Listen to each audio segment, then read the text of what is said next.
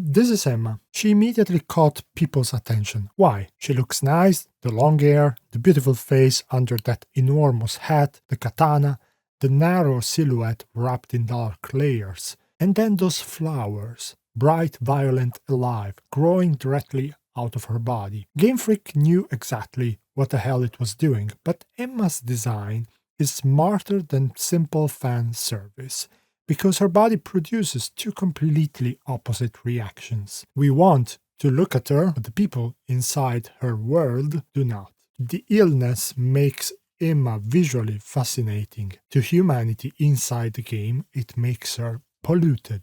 And that contradiction may contain the entire philosophy of Beast of Reincarnation. Now, an important clarification. At the time I'm recording this, the game has not been released. None of us has completed the story. What we have are trailers, official descriptions, gameplay footage, and interviews with the developers. So this is not an explanation of what the finished game definitively means. It is an experiment. How much of its philosophy can we reconstruct before release simply by looking at Emma's body? Because developers can hide the ending, they cannot hide the design. She wears the remains of a dead civilization while colorful life violently bursts out of her head. So perhaps the real question is not whether Emma is beautiful, it is this: why does a dying human world call its most visibly alive body a monster? Hello cogitantes. First, the basic premise. Beast of Reincarnation is an upcoming action RPG set in Japan in the year 4026. Long after civilization has collapsed. The world is being transformed by a mysterious force called the Blight. The Blight infects or alters living beings, combines animals with vegetation, and causes enormous forests to erupt across the ruined landscape. The creatures transformed by it are called malefacts.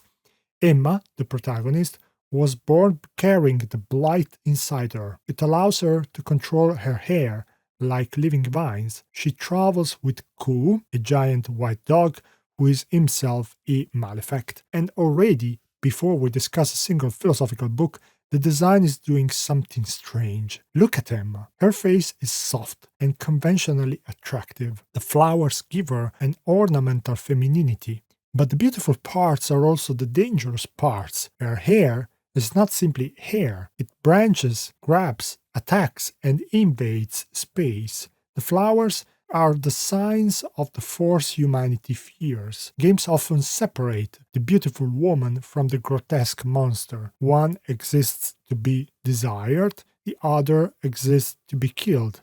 Emma collapses both into one body. The supposed corruption is part of what makes her beautiful. The game gets us staring at Emma's body before asking whether we understand it at all. Now, look beyond Emma. Human civilization is grey, brown, metallic, ruins concrete, heavy clothing, dead machines. The game also contains golems, artificial bodies connected to the remains of humanity and its technological past.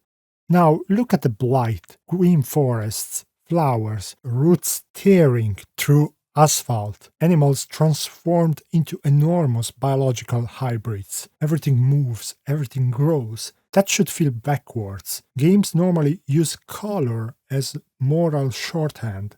Life is colorful, corruption is drained. Heroes shine, monsters rot. And this is not purely something I invented while staring too long at the trailer. In an interview, director Kota Furushima explicitly described the visual contrast between nature and malefacts as evoking life, while ruins and golems evoke death. So trust your eyes for a moment. Which side actually looks alive? That does not make the Blight morally good. Cancer grows, parasites adapt. Nature can be brutally indifferent, but perhaps the conflict is not life against death. Perhaps it is one definition of life against another. Now return to Emma. Ignore the flowers. Look at the enormous woven hat, the metal collar surrounding the neck, the overlapping fabric, the belts pulling everything closed. Nothing opens outward. She looks sealed. And this is where a 40-year-old anthropology book becomes unexpectedly useful.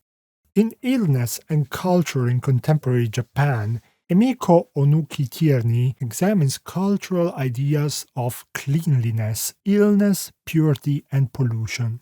Think about the Jinkan, the entrance area of a Japanese home where outdoor shoes are removed. That practice is partly about hygiene, but it also marks a boundary. Outside becomes inside. Street becomes home. The uncontrolled public world becomes a protected domestic space. You do not merely remove your shoes, you prepare an outside body to enter the inside. Purity is not something the house naturally possesses, it must be constantly maintained.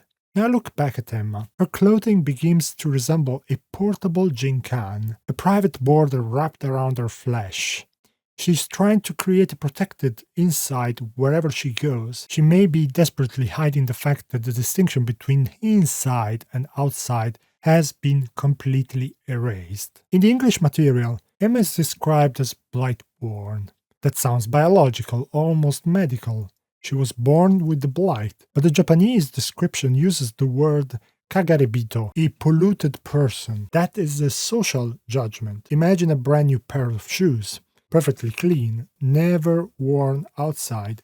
Now place them on your pillow. You will probably still feel that something is wrong, but the shoes are not physically dirty. They are simply where they do not belong. They have crossed a category. That is pollution as boundary violation, and that is Emma. She is human, but fused with the force supposedly destroying humanity. And here is the fucked up part. The colony needs her. Emma's role is that of a sealer. She hunts malefacts and absorbs their blight into herself. Humanity remains protected because Emma is willing or forced to become more contaminated. Imagine despising firefighters because they smell of smoke. The colony calls itself pure only because Emma carries its pollution for it. The largest malefacts are called Nushi. They are major creatures responsible for the blighted forests Emma must cross. According to the developers, defeating them allows Emma and Ku to absorb their power and gain new abilities. That sounds like normal RPG progression, but look at how the game represents it. Through absorption, through vegetation, through visible changes to Emma's body. And Onuki-Tierney gives us another useful concept here, Jibyo, meaning something like my own illness. Not simply an external enemy attacking the body, but a persistent condition that becomes part of someone's continuing biography. Emma apparently has no memory of a life before the blight. It shapes how she fights, how she travels, how other people see her. There may be no original, uncontaminated Emma hidden underneath it. Emma defeats Nushi. She absorbs its power. Something of the creature continues inside her. One body begins to accumulate multiple histories, and that takes us directly to Plato. Yes, Plato. Apparently, we cannot watch a hot woman beat plant monsters with a katana without dragging ancient Greek philosophy into it. Welcome to the channel. At the end of the Republic, Plato tells the myth of Ur. Ur is a soldier who dies in battle. His body does not decay, and shortly before his cremation, he returns to life. He reports what he witnessed after death. Souls are judged, they encounter possible future lives. Then they choose what they will become next. A ruler, private citizen, a hero, an animal. Identity is not fixed permanently. Life passes from one form into another, but before returning, the souls drink from forgetfulness. They lose their previous lives and begin again. In Plato, reincarnation requires deletion. Live, die, forget, return. Now look at Emma. She may represent the opposite process. Every absorbed power leaves something behind. Her body carries previous encounters forward. She does not erase what came before, she accumulates it. In Plato, one soul travels through many bodies. Emma may become one body carrying many lives. The developers have already confirmed that there is a literal beast of reincarnation connected to the origin of the blight. But perhaps the title also describes something larger, like a process.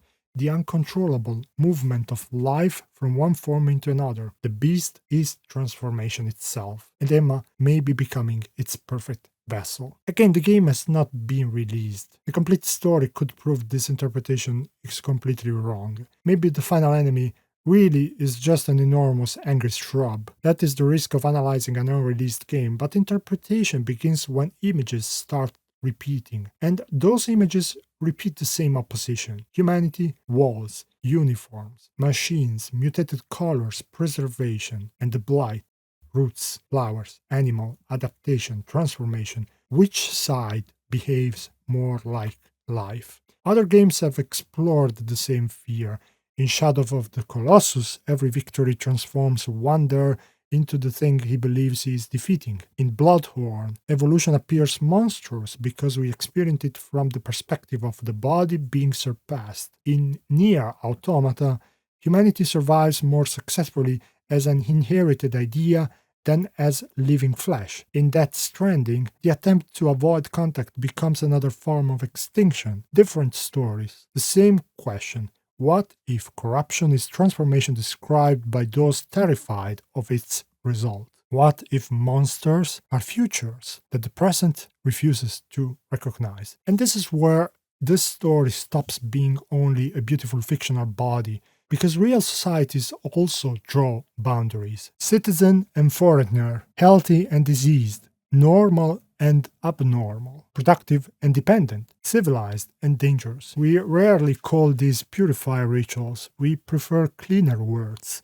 security, professionalism, integration, standards. But the social portraits remain familiar. The outsider imagined as carrying disorder, the diseased body treated as a threat rather than a person, the worker sent into danger so everyone else can remain clean, the person whose body is desired privately but condemned publicly. Every society produces its own kegarebito, someone who carries what the community refuses to confront and is then blamed for carrying it. Emma fits that portrait perfectly. The colony needs her because she can cross the boundary. It rejects her because she proves the boundary was never absolute. Perhaps that is the deepest idea visible in this unreleased game. Purity's fragility, pretending to be order, a system that can survive only by remaining unchanged, is already dying. Life survives differently. It adapts, it accumulates, carries scars, it becomes impure. So no, we cannot yet say what Beast of Reincarnation ultimately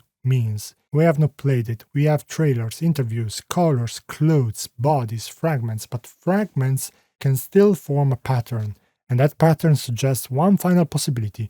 Maybe Emma is not humanity's cure. Maybe she's not even humanity's weapon. Maybe she's the first body capable of surviving what comes after humanity. And if that is true, the real question is not can Emma stop the blight. It is this: when the future finally arrives, why are we always so damn certain it will look like us? Happy thinking.